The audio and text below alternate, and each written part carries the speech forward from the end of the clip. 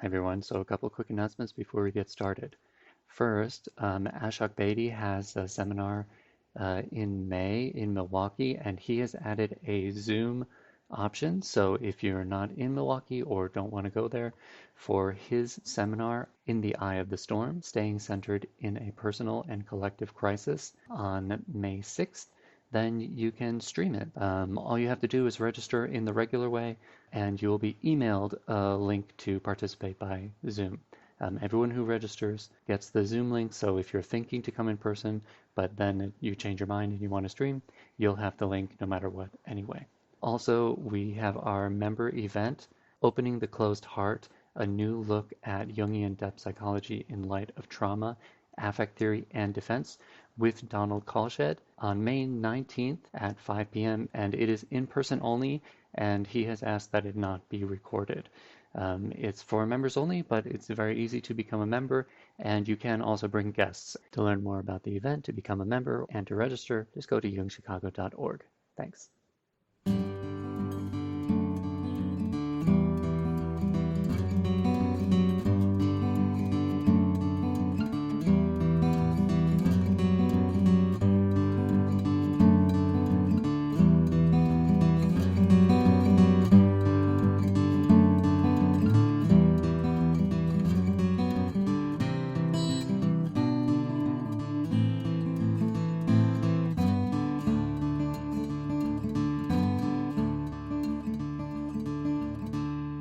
Welcome to the Jungian Anthology podcast from the C.G. Jung Institute of Chicago.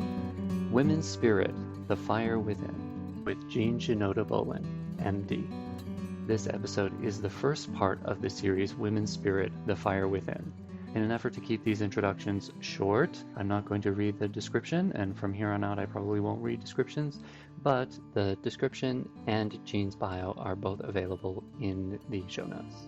Jean Shinoda Bolen has been on the podcast several times. She has quite a long bio, so you can read the whole thing, but she is a psychiatrist, Jungian analyst, internationally renowned author and speaker, and the author of many books, which you can find anywhere you get books. This was recorded in 1994, so it's from that time and point of view. Okay, now let's jump right in. Each event that I do is separate and one unto itself, but there is a continuity in the women's workshops that I began last year here.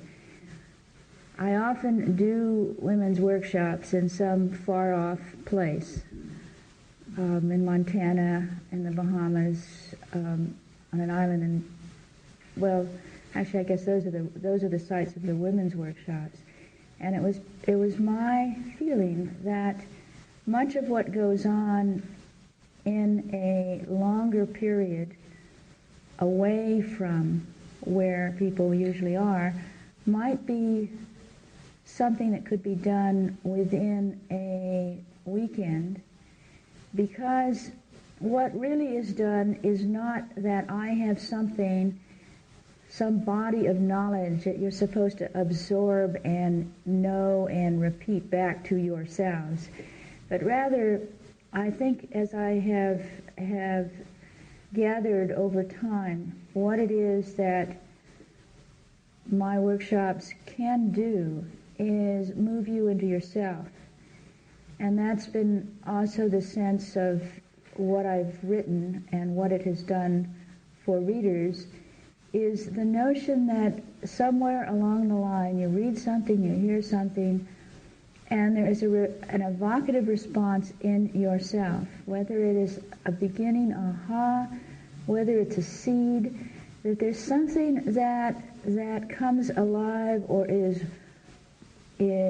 watered to grow, or is, in this particular thematic workshop, a ember, a fire that has been dampened, that has been under the earth, that has been almost has felt put out, that some energy, some words, some music, something will be like blowing across a coal where there is still some life, and something will come alive. So the whole point of all the work I do really is the same as in an individual session as a Jungian analyst, which really is where the spirit of what I do comes from, and that is the whole notion of individuation, that every person is a unique human being who came into the world, as I believe, as a spiritual being on a human path, and that you entered a particular family with its particular history, dysfunction, difficulties, warmth, love, whatever it emphasized, whatever it did not allow to grow, was the beginning place. And many of the themes of your lives come from what that family story evoked in you as what it is that you have to learn, what it is that you have to do in the world, what it is you have to heal. And the sense I have in the individuation process is that people start to look inside to find out what gives meaning, what is alive, what wants to be birthed, and that it is that process that I come to do, is to bring something alive in you that it might grow over the months and years, because that's really what I think we have to offer each other, is some reflection back, some spark, some life of affirmation about some process that somebody else is in. And we are all in a process, and it's a lifetime process.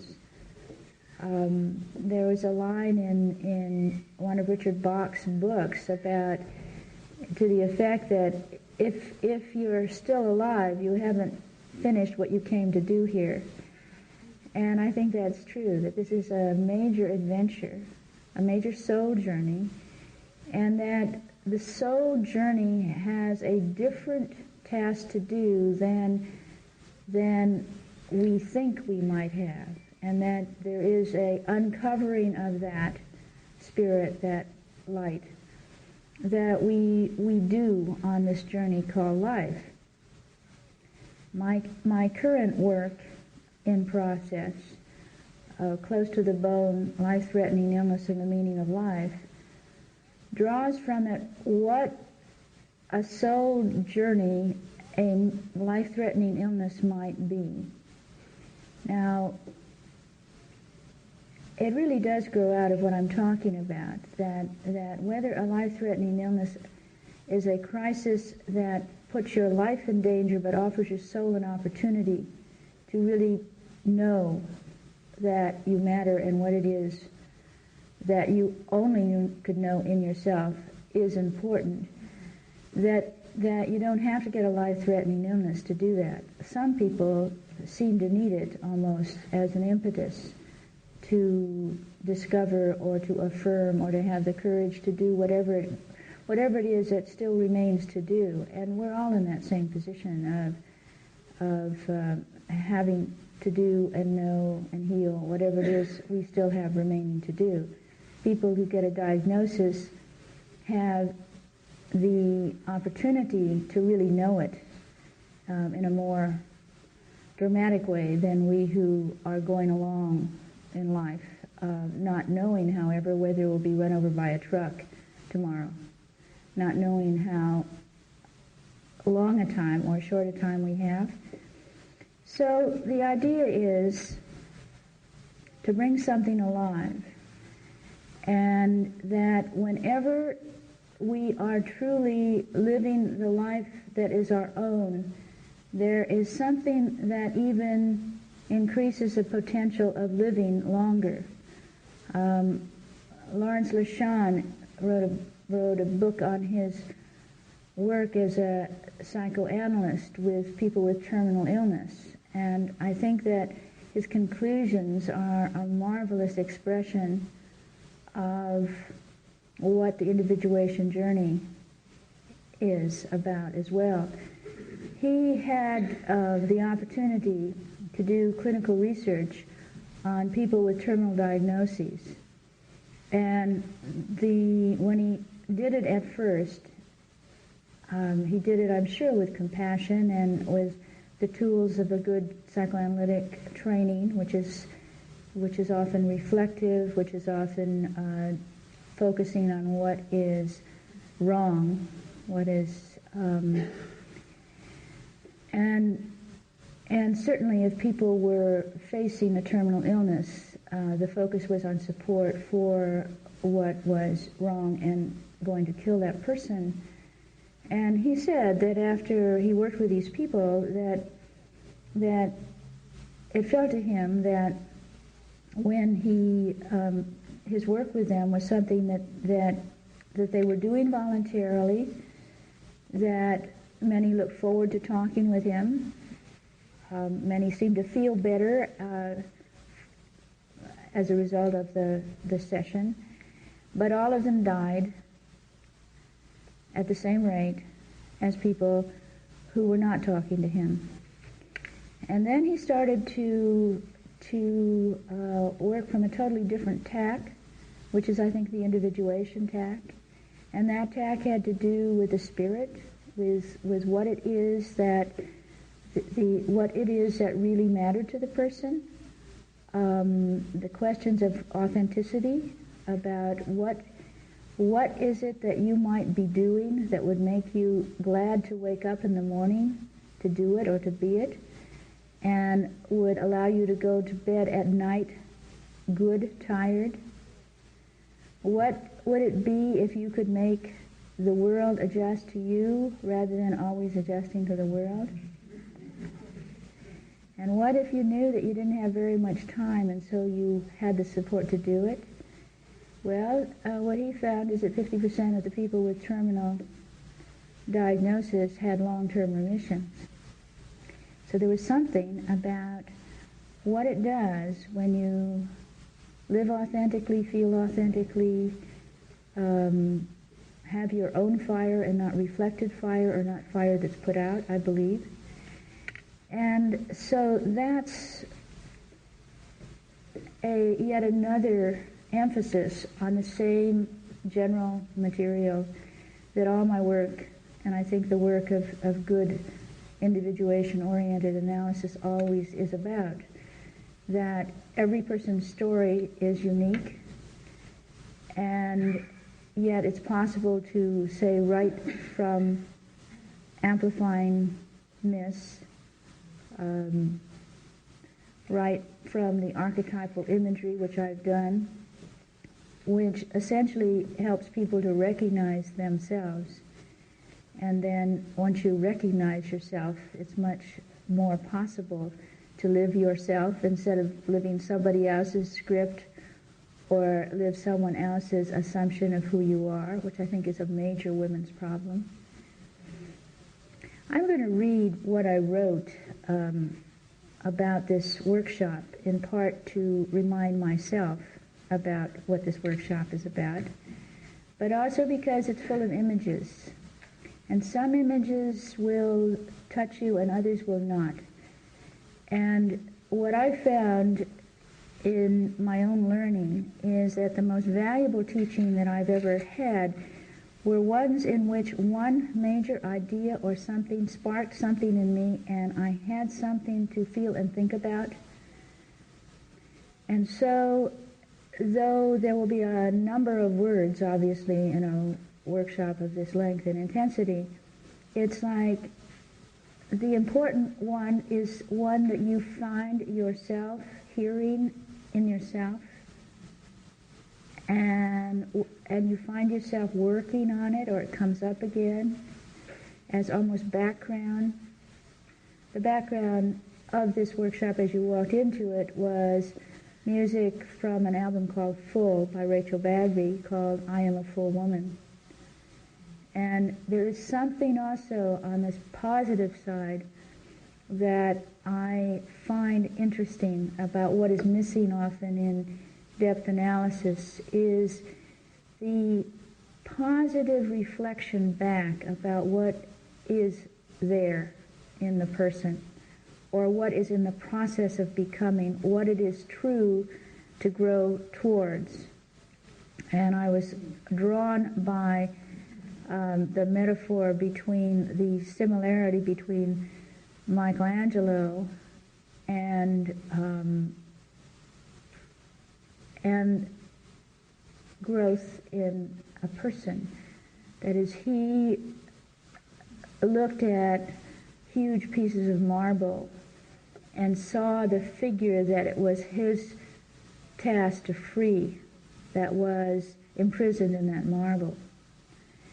And I think that the work of being a parent, a teacher, a coach, an editor, a director, and certainly a therapist, is to help the person to see who's there that wants to come out in the full beauty of what is authentic. Whenever there is like a true note, we feel it. There is something really beautiful about what is true. And so to find what is the true note, the true image, the true face, the true fire, whatever it is that is true, and draw it out, really helps. In the spring, fairly recently, in fact, I had an opportunity which I said yes to, which was to participate in a conference in Tuscany. And I had as a keynote person with me someone who is far, far away from doing Jungian analytic work. And this is Louise Hayes, whose books on affirmation seem to any Jungian rather simplistic and all of that. But what's impressive is that how it is that she has grown herself into this person that she is, and her life story about being raised in poverty and been sexually abused and emotionally abandoned, and how somewhere in her early mid-adulthood, she came upon science of the mind and got a sense of the possibility of affirming the positive in herself. Now, her books on affirmation leave out something that I found happened and was true, and asked her about, that in the process she did two things. One, she went into the realm of positive thinking affirmations, but she also happened to also go into some good therapy. So she did the depth stuff, which is part of growing. That is, you can't just cover things up. You do need to go down. You do need to go down to find the authentic feelings that got smothered, that were not welcomed, that would cause you to get into difficulty if you expressed it, and that's still down there somewhere. So there's a necessity, clearly, to go down and deeper to find out what has been buried there, and what you went through, to affirm your own life story. And then there is finding out what's there that truly is good, wonderful you stuff. That is the stuff that if only you were in a different culture, in a different family, in a different situation, would have been encouraged to blossom, to grow, to be expressed as a part of you. And everybody has something down there that is a genuine possibility that can be brought into life. And maybe if we're still around here, and we're not dead yet, that all of us continue to know that there's something growing that we could bring out into the world. So there's some real need for a descent, but there's also some need for an affirmation of what's possible before it's possible. And when you think about good parenting, there is a positive assumption, a positive projection based not on what the parent needs that kid to be, but on what the parent can see as an innate possibility in the child. And what's reflected back is not just where the child is in the present, but like Michelangelo, there's a kind of a seeing and intuiting of the possibility of what might come to full growth and is in the process of becoming. That is what an editor, a director, anybody who is teaching well is helping somebody to grow into what is there as a possibility, and you see it, but it hasn't yet come into full being. So a song like I Am a Full Woman, for example, is a kind of a affirmation about the fullness that we are at the same time that we are in the process of becoming. I mean, there's a paradox in this business of being a person growing. There's always paradox. There is that we are total and complete the way we are, which is true, and on the other hand, we are in the process of becoming, which is also true.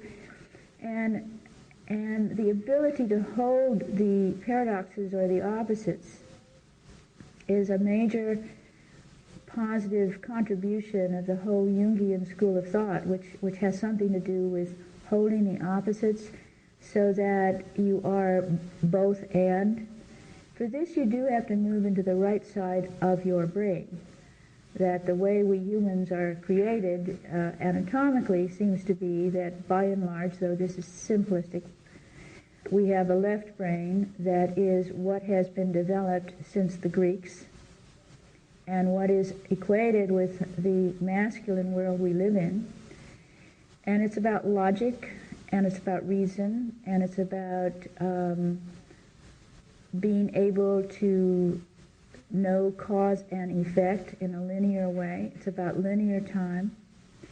And there is some real possibility that this is an evolutionary kind of a thing, and that the men, especially in the genetic pool, who could develop that way of thinking, and it is a thinking mode, a strategizing thinking mode, and women do it well who have a natural talent for doing that, although it's a talent that really needed to be probably hidden from view during many, many periods of history, and often today with women. It's true too that you know better than to show the full range of your capacity to strategize and be smart and to know things. So whether it is that you have Athena as a way of really being able to know what's happening and strategize, because she, as the goddess of wisdom, was really the goddess of strategy and the smartest, most intelligent archetype in Greek mythology, that she is who you wanted to be if you wanted to have on your side if you were a hero, because she was not affected by emotion, and consequently she could just think her way through whatever needed to be thought through. Well, that capacity is something that often girl children learn, if not before the age of 10, 11, and 12, after that age. There's recent really good work by Carol Gilligan, and then Marie Wilson and two other authors wrote A Mother-Daughter Revolution, which was a way of trying to have not happen what seems to happen in our culture, which is when Sleeping Beauty woke up, she was 50 years old. That somewhere around 9 or 10, a assertive capacity to perceive what is real, an egalitarian, I can do anything girl turns into a woman or a handless maiden. The handless maiden stuff really starts around that time when you become incompetent, when you forget that your mind works really well, for example, and you stop speaking right out with a straight, here I am, this is what I perceive, this is what I want voice, but rather women start to speak hesitantly, make statements that end with an up inflection, as if it's a question. You make a statement, but it's put out there tentatively. And there's a whole way in which that kind of energy, which is fire, which is one, I'm going to use the metaphors very freely, because fire is one of those metaphors that can take many forms. I mean, there are many ways in which one can be fiery. And certainly fire and spirit are usually equated, that if you are a spirited woman, there is a way in which you put yourself right out there. If you do it too much, it's sort of called in your face. But it is what, like, a girl who doesn't know that she shouldn't be like that is like. And then she learns that she has to figure out what it is like to be a woman and act the role. Gloria Steinem uses, I was trying to think about the word that comes to mind, about how we are all in many ways that what we do is we look around and we see what it is that is expected of us to be feminine. That we all have a sense that it is not how we would naturally be, and so we have to act the part of what is the model of what a woman should be like. And so we do an act which begins with what clothes do we wear and how do we wear our hair and how do we use our voice and all of that. And find acceptance or not, depending on how well we can pass as this model that we were supposed to be. And the question of when Sleeping Beauty woke up, she was 50 years old, has to do with that once you become postmenopausal, like you were prepubertal, you somehow are no longer being scrutinized in the same way, which is both a loss and a gain. And the possibility of then speaking your truth directly and being eccentric and wearing what you want to wear and not going along with the program comes up again around menopause, if you're lucky. And the hope is of Mother-Daughter Revolution and other good work that's coming out is the hope is that women don't have to disappear, don't have to lose their spirit, their fire from the ages of, say, 9 to 50, that it's such a shame. So that the more you discover of your own fire at any age, the freer you are to be yourself. Now, I described this workshop with this imagery. Women's spirit, the fire within. Fire as a feminine aspect is the central image. Fire takes many forms in our imaginations, dreams, metaphors, and our life experiences. I'd like you to think and remember dreams that you've had in which fire was a metaphor. Because it's a very common metaphor in dreams. Fire, something on fire. We think of hearth fire. This is Hestia's fire. The fire at the center of a round hearth. The fire that in which this particular divinity was considered actually present. She was the divinity that had no persona. She did not go through putting on a good face, a sexy outfit or armor or whatever it was that she needed to interface in the Olympian world of Zeus. She just disappeared. Her persona just disappeared, and her essence was considered present in the fire at the center of the round hearth. And it is what made a home and a temple sacred. So there's something about this image of fire, feminine fire, which is about sacred fire. the power to have a center in yourself that is like Hestia's fire, that is, which casts warmth and illumination, is in the image of the mandala, because that's really what a round hearth is like in a building. And it is what illuminated, warmed, and was metaphor for archetype of meaning or self. That is, anything that is illuminated and graced by Hestia's fire, that is an active archetype in yourself, is a potential place where you enter a temple experience. That is any one of the archetypes. And I described this part of Hestia in Gods in Every Man because I didn't really have it all together when I wrote it in Gods and Goddesses in Every Woman. But by the time I wrote Gods in Every Man, I had a more understanding about the sacred level of the archetype, the symptomatic or difficult areas of the archetype, and the ego sides of the archetype. That if you have a natural archetype that's quite active in yourself, then it goes down into the depths. It is part of what you need to come alive if you're going to live deeply and authentically. And that's one reason why anything that helps you to know what's there helps be a guide.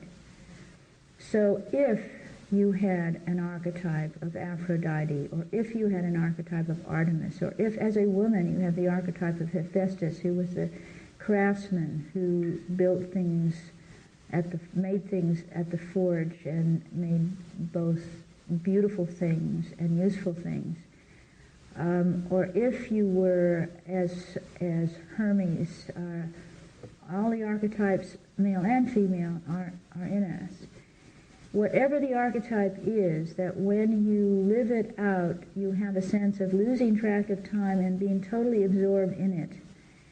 And when it is, are moments in which you descend to enact that archetype with the self as the energy that touches it.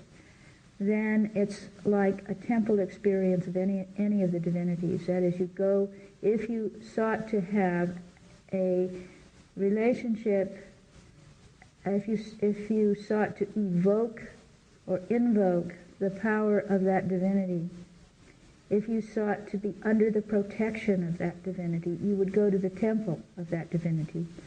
And there you would find that archetype, that presence, that divinity, that Olympian divinity, say. In a temple experience, always with the fire that made the temple sacred, always with Hestia present. So for any experience to be truly sacred for you, it's one in which you come into a precinct or place in yourself that when you are enacting it, there really is a sense of kairos time in which you participate in time, and there is a sense of the holy moment of it where you feel sacred, holy, whole. In that moment, there is nothing else that concerns you, nothing else that you need. It's that moment in which, in your absorption, in the presence of that archetype being lived out in you, it is a sacred moment. Hestia's fire is present. So we start with the hearth fire as the hearth fire of temple and of home. So what is it that makes you feel at home where you are? And it has nothing to do with what the place looks like, where it's located, unless Hestia has a hand in it. Otherwise, it might have been chosen by any number of other aspects, and might also be the house that someone else that influenced you thought was what you should aspire to have. And now you have it, but it doesn't feel like home. Because whenever something feels like home, the goddess of the hearth, Hestia, is present. There is some meaning here. There's a sense of sanctuary here. There's a sense of this place is an exteriorization of an interior sense of well-being that is home. So, there is the hearth fire. Then there is campfire. Now, many of us lived out those years of being free people as campfire girls, Girl Scouts, before we were of interest as being sexual beings or extensions into the world of who we were supposed to be. And often there is in a all-women's circle, which if you did go to Girl Scout camp or Campfire Girls camp, again, there was a campfire and there was what you sat on around the fire, and the image was the fire at the center and out in nature. So you were daughters of Mother Nature, not daughters of a particular social class or a particular family or anything.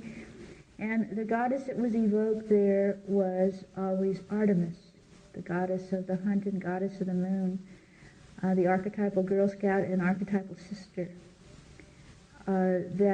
That aspect of a woman that finds divinity in nature.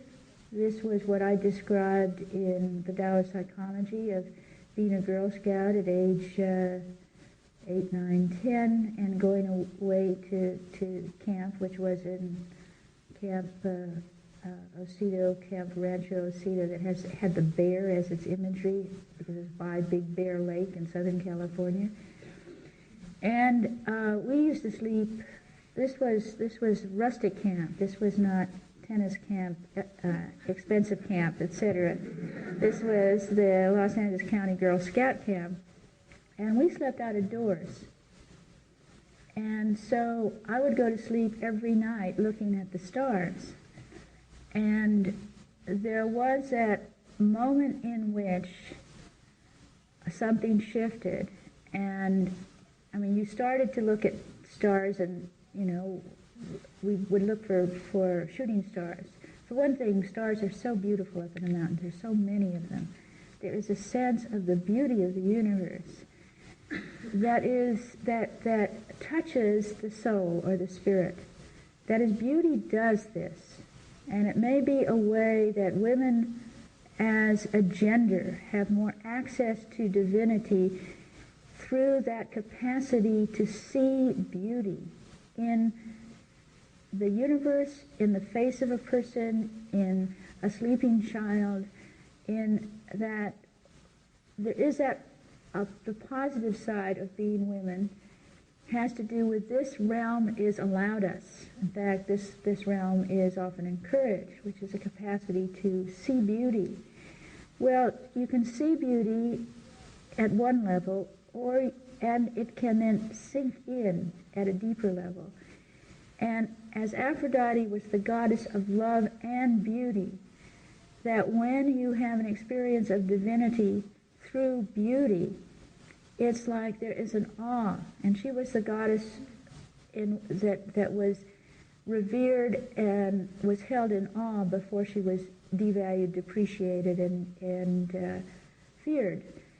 So here we touch into the capacity through being first out of nature as a daughter of nature, which is Artemis, the goddess who took great pleasure in wilderness and being out there where there aren't any paths and right ways to do things, but rather there's a sense of exploration and a sense that Mother Nature and women's nature and exploration and the capacity to aim for a target and be assertive was just a natural part of the feminine.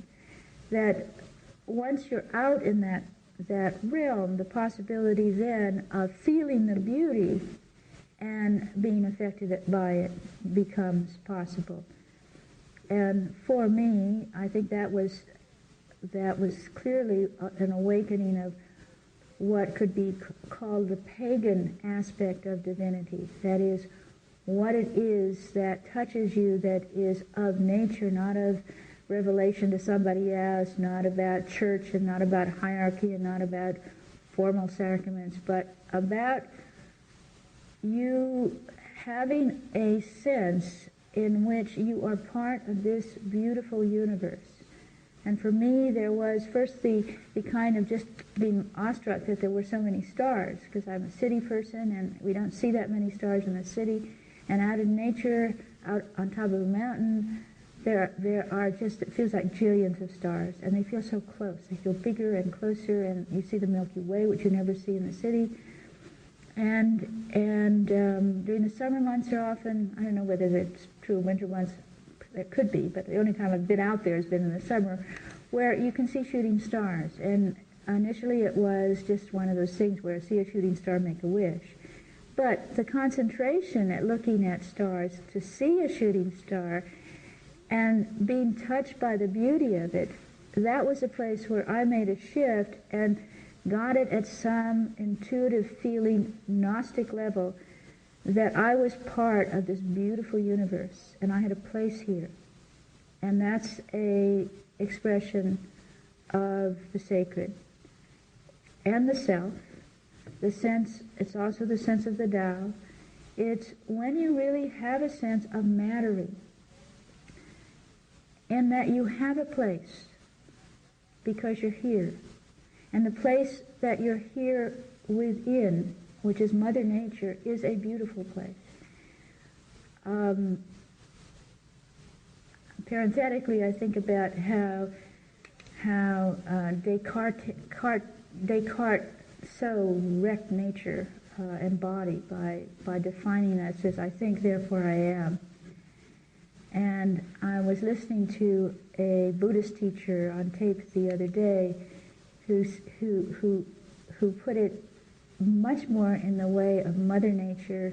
He wasn't talking about Mother Nature, but he was saying instead of hearing I think, therefore I am, his words were I breathe, therefore I am. You know, that means you don't have to prove yourself. You don't have to do anything. Just the fact that you're here and breathing is enough. Is that you are part of this magnificent universe and have a place because you're here. I breathe, therefore I am. I look out at the stars and realize intuitively somehow that I am part of this magnificent universe and I have a place here. And at that point then I've moved out of ego into self. And I have a connection with everything. And that feminine affiliation is part of that right brain, part of that aspect of connectedness that when Jung did his major work on synchronicity, he called it an acausal connecting principle. Well, that acausal connecting principle, which is not cause and effect, is not logical, often is a connection that goes much deeper, that has to do with what we love, what's authentic, what we truly feel deeply. And then a connecting principle that is like magic happens, and we have synchronicity going on. And there is a sense of when the pupil is ready, the teacher will come. When the interior is open to the new experience, it presents itself. It comes to be a trusting attitude that if you shift yourself inside, don't worry, the outside's going to change and meet you in your new changed place.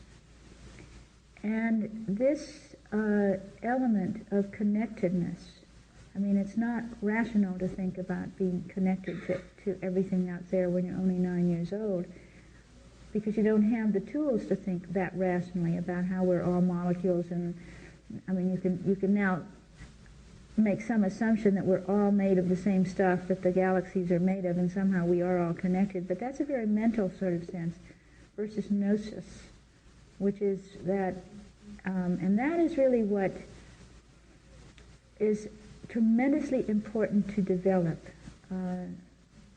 The ways in which it's GNOSIS.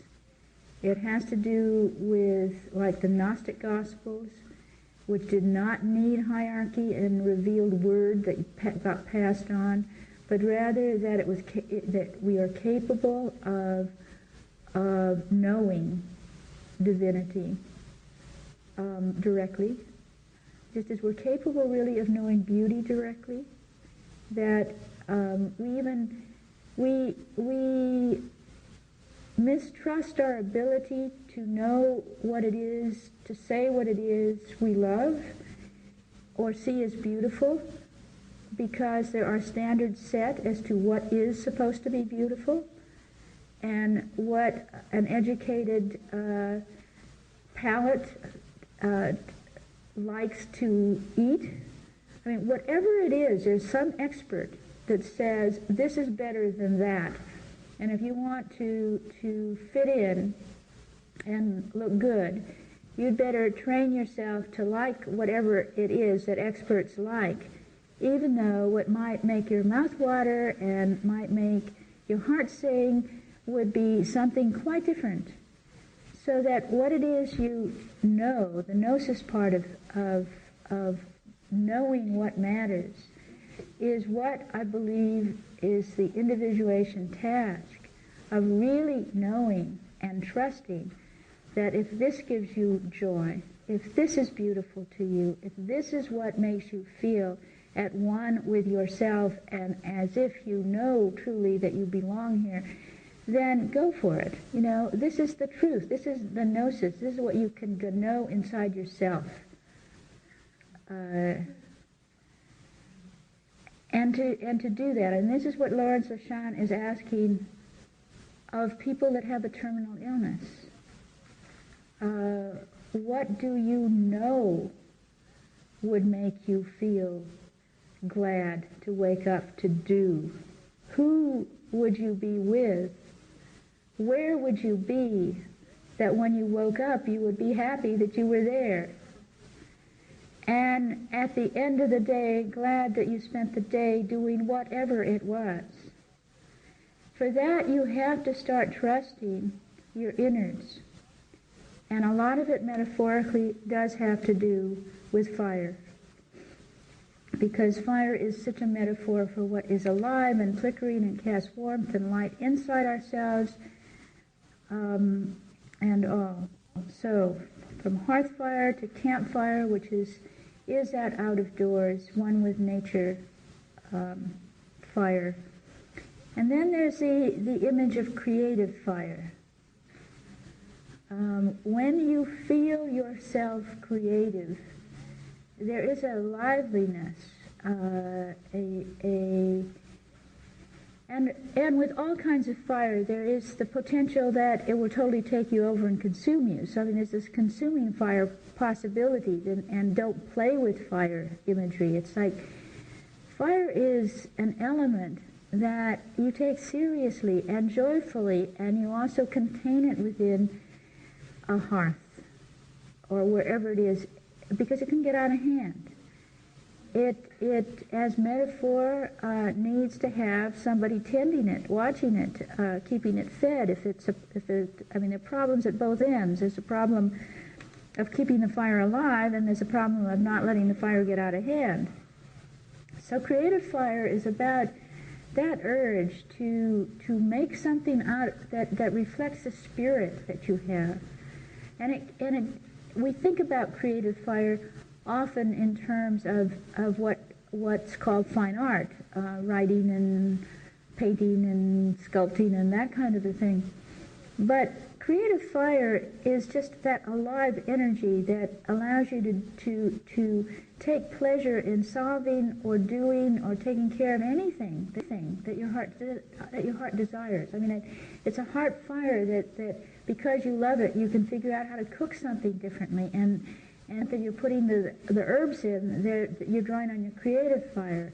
It could be in gardening. It can be in solving a computer problem. The main thing is you being alive, and it's your fire that is alive in the moment. And again, whenever you do that kind of thing, you might be tired when you've finished it, but that always leaves you with a sense of satisfaction. And then there's passionate fire. The fire, again, that has the possibility of both making you feel so vitally alive, because passion for anything has so much to do with an instinctual quality of just being alive. And so and again, it's one of these words that shouldn't be limited to how it's used so often just with sexual passion, because it spans every kind of experience. You can do anything with a passion, anything that you throw your heart and body and instinctual sense of this is me and I am fully present doing this, you are doing passionately. And it might be that you are an artist who is being passionately an activist. I think about the kinds of things that and next Tuesday, the annual Ms. Foundation dinner is happening where the Gloria Awards are given to about 4 women who have been doing frontline work. And always, when you look at who starts the first rape center, battered women's center, displaced homemaker center, whatever it is, it's usually a woman or a couple of women with a passion for justice and a passion for fairness and a passion for women's being safe, or so that all the kinds of things that have to do with sanctuary, with justice, with various qualities that cross the board with the archetypes. If you have a passion for whatever it is, you're willing to go to the edge with it often and put yourself on the line for it. If you're passionate about your art, you're passionate about justice, passionate about a relationship where you will risk yourself because of the passion and intensity with which you hold this person, this cause, this expression. So there is the passionate fire that is scary. You are not a well-behaved, proper young woman, proper middle-aged woman, proper professional when you are passionate. You might even speak stridently. Heaven forbid. You know, the women's movement began with bra burning. You are not afraid to look foolish, ridiculous in making a point about your passion. Passion is not judicious. That's why it helps to have some Athena around. So that if you are passionate about something, that you also have some strategists saying, you know, not now, not here, over there, or something like that. But to be passionate about something is to be fully alive. It is to have a reason for being that in the moment moves you. And passionate fire is something that may have been put out along with creative fires and sacred fires if in the family, in the culture, in the marriage, it scared the significant other with power to make you feel less or afraid or intimidated. And sometimes the fire has to be strong enough to overcome a fear. And sometimes it is. And then purifying fire.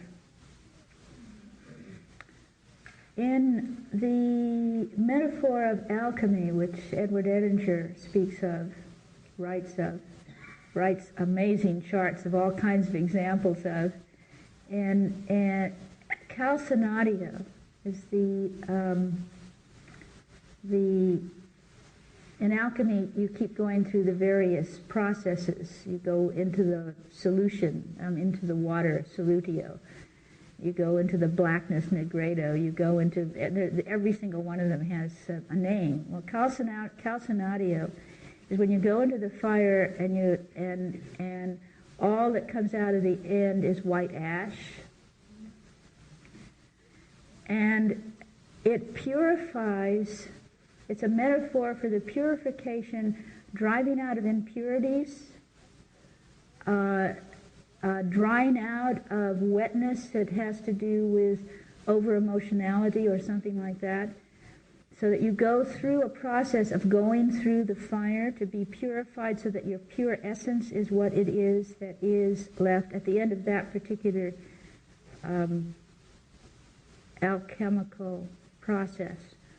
Then I think you go back into solution after that, and you move towards a union of opposites. And so there's a whole series of processes, and it's described in alchemy. But the one about going through the purifying fire, when you think about how it is, it strengthens. How if you are making a sword, for example, how it must go through the process from going to from iron to steel and getting its own edge, and all how much it involves going through the fire and getting sharpened by fire and purified by fire.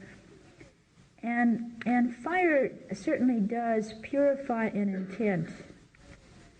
If you are really going to be initiated into doing something that requires discipline, like steel out of iron, then you are going to have to go through an initiation or rites of passage that usually involve a certain trial by fire, being on the front lines, enemy fire, whatever the images are, that to become a doctor, to go through internship and be there as people who are in real crises physically and require that you be there to meet the experience or to fail at it. I mean, that's a trial by fire, and it purifies the intent always. Do you really want to do this if you have to go through that?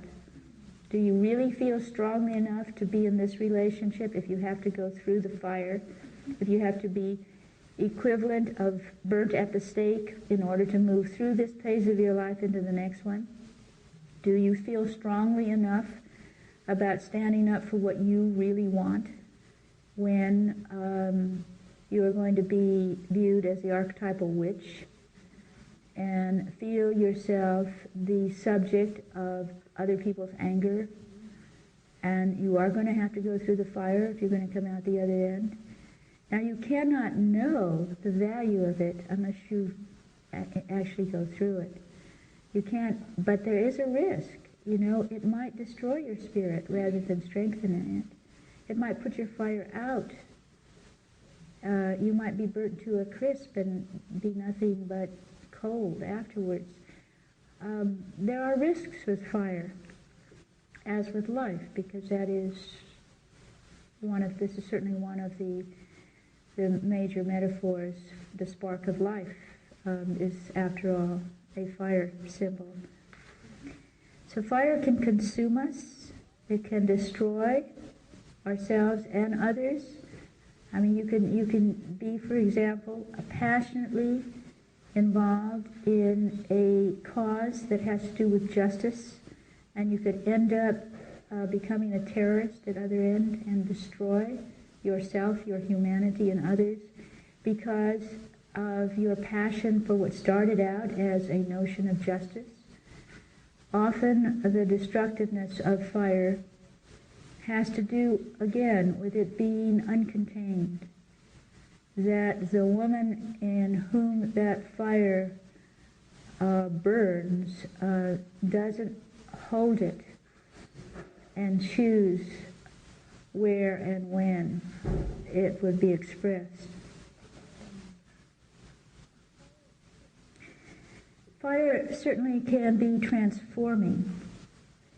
There are metaphors and realities in which something that is, for example, there are certain seeds that only come to life under certain circumstances of heat, others that come alive under certain circumstances of water. But there is a range of life that requires certain levels of temperature before life can grow. And there's a fire that transforms a person. One of the experiences I had that some of you who have done workshops that have been more on the New Age side, you may have had the opportunity to do a firewalk. And I found that the actual doing of a firewalk transformed something in me by enacting something that was profound. I mean, the first time I did a firewalk,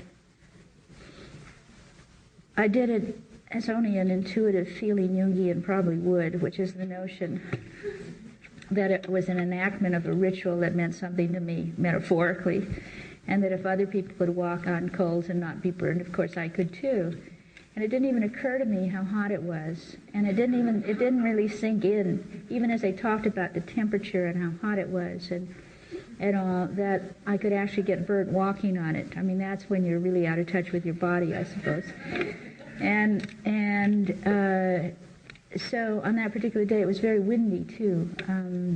It had been windy, and they build a fire. They build an enormous fire, and then it gets down to coals, and you have about 6 feet of coals to walk across.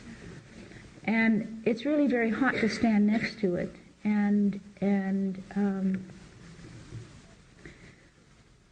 but for me, the metaphor, I was going through a major transition in my life, and it meant something symbolically about going across the fire and transforming this phase of my life. And that for me, the metaphor is so strong at times that if I enact a metaphor and really know what it means, it's part of what makes something shift in me. So I had this notion of I would do this firewalk.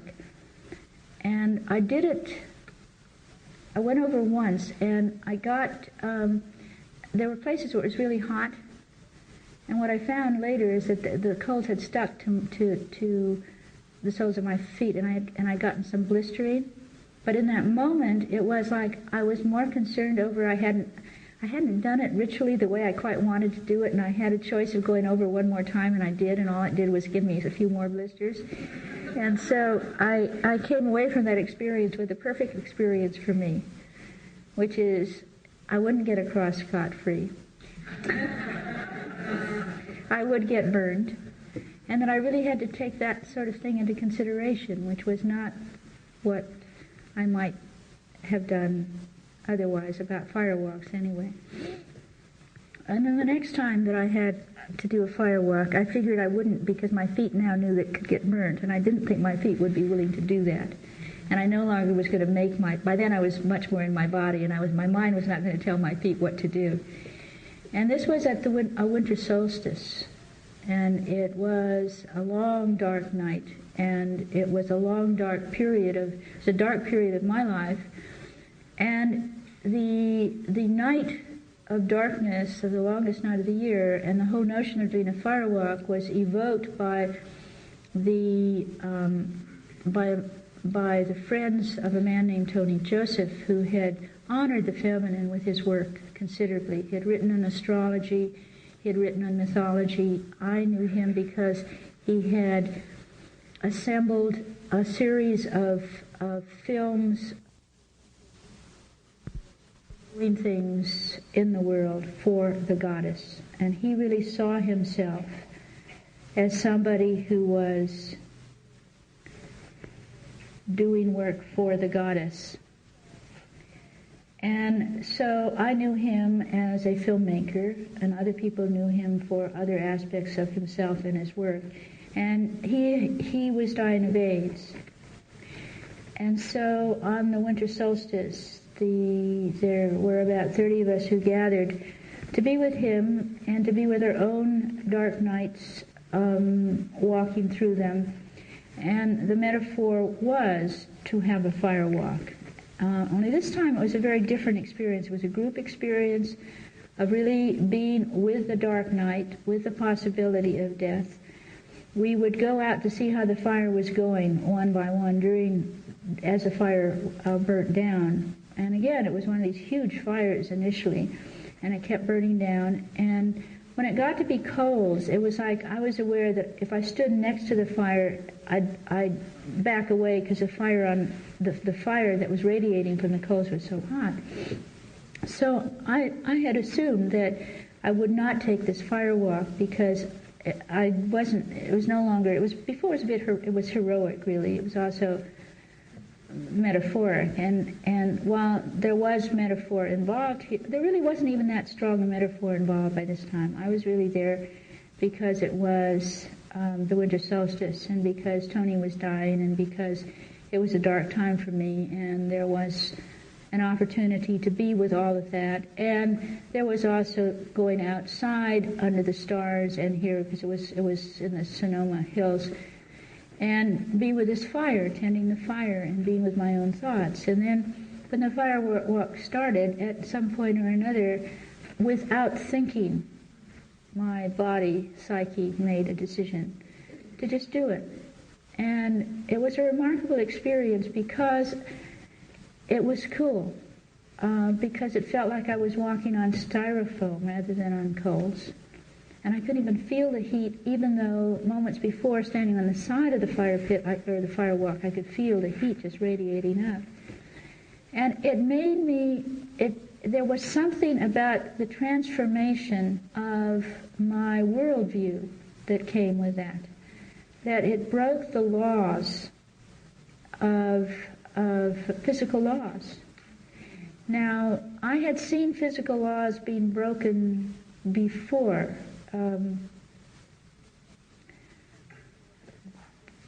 because I had been interested in and had the opportunity to observe some of the major psychics who could move things. And one of the people was the man who could touch things like keys and bend them. He did a lot of spoons, which are easy to bend, but you take a major, hard key and watch someone touch it lightly and watch it bend, and it's not the same thing. And then on this particular experiment, the angle of the key was marked, and then it sat there by itself, and the angle got narrow, it bent more without anybody touching it. So he had done something to the molecules of that key, apparently, that went beyond physical law. And I did take that in. I mean, that is an influence. I do think about that, but it's different than when you put your body on the line and you do something, and you know something at a different level than you did before. And so for me, that was a particularly transformative experience to do that. And then I went on to talk about wildfire, and this is the fire that is not contained, that burnt the Oakland Hills down. It usually happens when things are very heated up, like August is a wonderful month to do it, when in California, when the state is truly not green but golden, because all the hills are brown and gold, and everything could be ignited easily, and if a fire starts, it really goes wildly. And that's an expression sometimes about emotion that isn't deep, that just flash fires, moves through, consumes what's in its wake, and goes on. Now, from a standpoint of nature, a certain amount of that is part of the organic phase of nature, in that it's the fire set by lightning, for example, that does something very interesting to hillsides. I, over Easter, walked on Earth Day rather, walked on Mount Diablo, and there was an area that had been burnt by fire, and in that area, there were seeds. This is where I really understood. There are seeds that require fire to get them to bloom, as well as when the underbrush is burned away, how a different ecological mix happens on the hillside. So it may be that from time to time a certain natural wildfire happens that may be like the kind of fire that burns over things, is temporary, and maybe in the longer run actually helps rather than hurts. I mean, when you've been stuffing how you feel, and you've been raised to never show your feelings, strong feelings, maybe something triggers a wildfire that just flashes up and sears for a while in a relationship, but the possibility of it just being momentarily out of control, burning what's right in front of it, and then passing over, and then there being something new coming up after that might be real. So, and then the last type of fire that I thought about was Pentecostal fire. And at the Feast of Pentecost in the Christian story, the followers of Jesus who now sensed or had the experience that there had been a resurrection gathered, and what they wrote about was that over the head of each person there was a fire, and that they could speak in tongues, and that they were obviously in a different reality than usual. Pentecost is a revealing kind of fire when you know some divinity directly. And in the one of the myths of the Grail legend, it was at Pentecost that the Grail appeared at Camelot, and each of the knights saw the Grail in his own way, and no longer could just sit around the round table, but each had to then seek the individuation journey to go in quest of the Grail. So there's something about Pentecost, Pentecostal fire, that evokes a new level of spiritual knowledge. Again, one that is very Gnostic in that it is something that is very individual, but within a community of people at Pentecost, it's like each person had an experience of the personal fire overhead.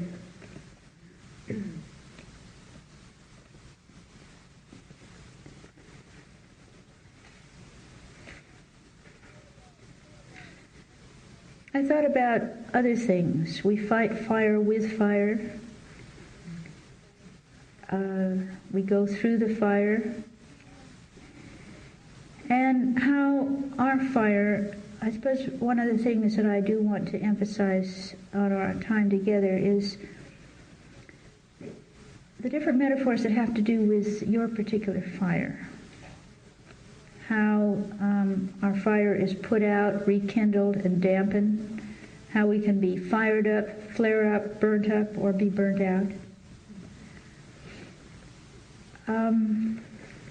That is something that to lose one's spirit is to really lose it as far as fire goes. And there is something about being in a continually denigrating, emotionally abusive situation, relationship, when you keep getting reflected back some other person's version of you, which is negative in some way, that how it is we seem to need each other to feel fire, our own fire. It's almost like to not have it reflected back means that it goes out. And in a culture that has felt that sexuality is not something that belongs to the woman, but belongs to the man who owns her, which is not where we are now, but this is the tradition through which we have come. Patriarchy has a great fear of women and women's power and women's sexuality. And women's sexuality as a goddess Aphrodite is very threatening. And so we get put in this Madonna-whore dichotomy, which is if we are sexual, that we are being whorish, and that sexuality should be punished if it leads to a baby that was born out of wedlock or a pregnancy that was unplanned, and that somehow women must be punished for their sexuality and men must have control over that sexuality.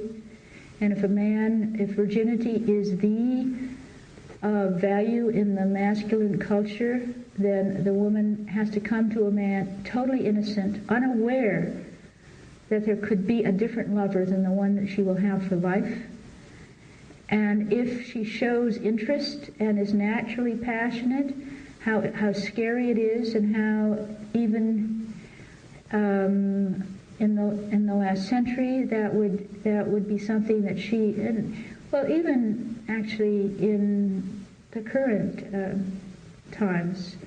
I was reading a book by a Mormon woman who was describing how in the Mormon expectation that wearing this garment under one's clothes, which in the powerful play Angels in America, all of that Mormon stuff about stifling sexuality and wearing this garment that is like a body thick t-shirt so as to not become aroused is part of the experience of being initiated. That is, that one should be asexual, one should dampen the fire always, and always it's been women's situation to be punished for it. If you are in a culture that values virginity and you are raped, then you are punished forever in that culture. You can never be a clean woman again, never be an honorable woman again. And anything that has gone on in culture for a long time becomes part of the field of consciousness, or the morphic field to which we touch into, or the collective experience that we are influenced by. And so even today, I think it's impossible for a woman to be fully, positively sexual, choosing who it is, when it is, that she would like to be herself sexually, that it's not possible. That we are supposed to be responsive within a marital right, for example, whether we want to or not. We are not supposed to be sexual before. We're not supposed to be sexual in the Jewish tradition, and in many others that have to do with menstruation, lack of being unclean. There are whole periods in time when you are not supposed to be sexual because you're unclean. And who you are sexual with is something that is made much of. And all of that makes sexuality as passion very dangerous for women. And we are very unfree to be fully sexual beings. In fact, of all the archetypes that I described in Goddesses in Every Woman, it is Aphrodite who has really not been liberated in the culture. So there is how that fire is put out, how we cooperate in putting it out, because it's dangerous to have it acting up. Again, it's different when you contain something, hold it and choose, versus when someone else makes you responsible for containing it and controlling it, and responsible to some outer standard. Now, we do need to hold opposites in a culture, and that's the difficulties of it. That if we are going to, and one of the things is that I'm describing the fire aspect, but I'm also very much aware about how it is that we are complex people, and that every woman has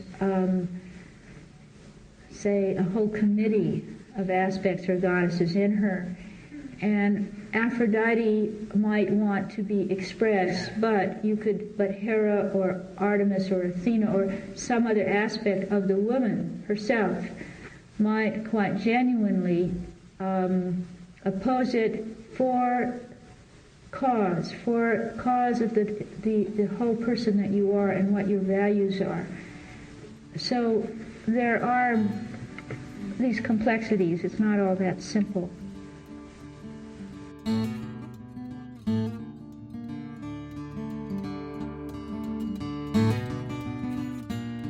Thanks for listening.